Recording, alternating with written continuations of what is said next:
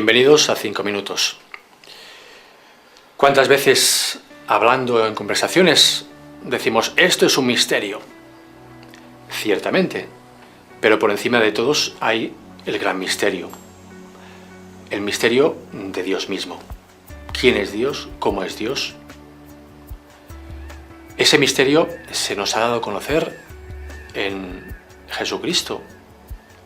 La Biblia nos habla del misterio de Dios en sí mismo, que es Padre, Hijo y Espíritu Santo. Y todavía más, el misterio de su voluntad respecto a nosotros. ¿Por qué Dios se preocupa tanto por nosotros? Hasta el punto de crearnos y después del pecado del hombre, de venir a salvarnos, a rescatarnos y de esperarnos en el cielo. Ese misterio de Dios, pues, se ejecuta su voluntad en lo que llamamos la historia de salvación. La Biblia es esa historia de salvación en la cual vamos viendo los pasos que Dios lleva a cabo para reconducirnos. Dios no nos va a buscar de la oreja para traernos así, nos invita amorosamente, nos seduce. Y finalmente esa historia de salvación llega a su culmen en Jesucristo. Jesucristo ya es Dios mismo que se planta ante el hombre, que le ofrece esa invitación de salvación, de entrar en comunión con Él. Todo eso que conocemos por la Biblia y la tradición de la Iglesia podría parecer una historia bonita, una historia, pero que ya pasó, que no me afecta. Pues bien, no es así. Esa historia de salvación que culmina en Jesucristo, ahora, hoy y aquí, se hace presente, se nos ofrece. ¿Dónde? En la liturgia de la Iglesia. La Iglesia, cuando celebra la liturgia, especialmente la Santa Misa y el resto de sacramentos, lo que hace es eso, es ofrecer la salvación a los hombres y mujeres de cada tiempo, de cada generación, de cada continente.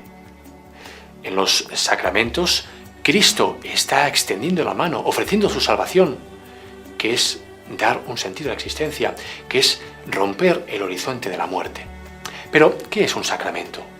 Un sacramento, como dice el Catecismo de la Iglesia Católica, es un signo eficaz de la Iglesia instituido por Jesucristo.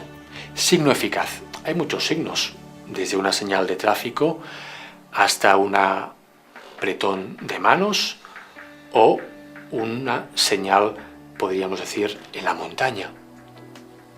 Pero hay diferentes tipos de señales. Una señal en la montaña es una convención que hemos hecho entre nosotros. Nos hemos puesto de acuerdo para que aquello signifique prohibido el paso.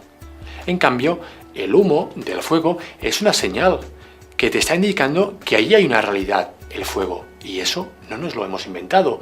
No hemos llegado arbitrariamente a ese acuerdo. Eso es así, de manera natural. Pues eso quiere decir que el sacramento es un signo eficaz. Que el sacramento te ofrece aquello que significa. Por ejemplo, el pan de la Eucaristía, pues es Cristo que se está dando su propia persona, su cuerpo. El agua del bautismo, pues nos limpia efectivamente del pecado. También decimos que es un signo eficaz de la Iglesia. ¿Por qué? Porque es la Iglesia la que da los sacramentos, no los da el ayuntamiento. Los sacramentos los confecciona por encargo de Jesucristo, la Iglesia. Eso quiere decir que los receptores son aquellos que participan de esa fe. Por eso el sacramento pide la fe de los que los reciben. Y finalmente son instituidos por Jesucristo. ¿Qué quiere decir? Es una palabra técnica, instituido, que significa, entre comillas, inventado. O sea, que es Jesucristo el que los dio a su Iglesia. Por tanto, la Iglesia no los puede cambiar. Los ha recibido y así los tiene que guardar hasta el final de los tiempos. Muchas gracias.